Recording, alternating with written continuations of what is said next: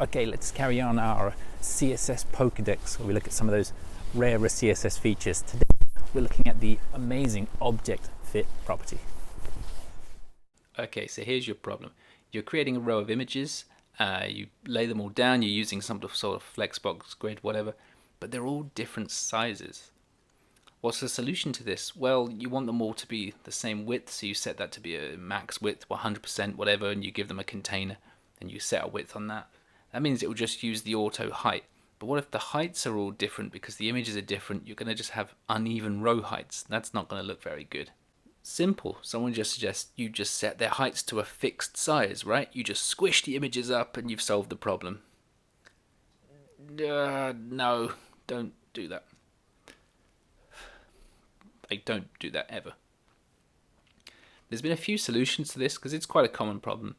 One is that you set the image to be a background image, and that way you have complete control over the div. You could just set a fixed height. You can then use that kind of padding ratio hack, and you can generally work out the size you want.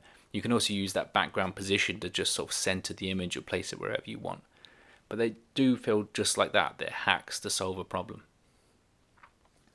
Object fit basically lets you apply a setting to an actual image element to tell it to what extent it should scale and crop itself. And the important thing is it will never squish the image. It will always preserve the image, but will just know how to sort of fill the container. So you can tell it to just fill until the height or width dimension is complete, and then it will just leave a space either side. Or you can tell it to just fill the container completely, and it will just crop itself as needed. A really good solution that has so many practical uses, one that you'll definitely find yourself going to, so definitely worth keeping object fit in the back pocket.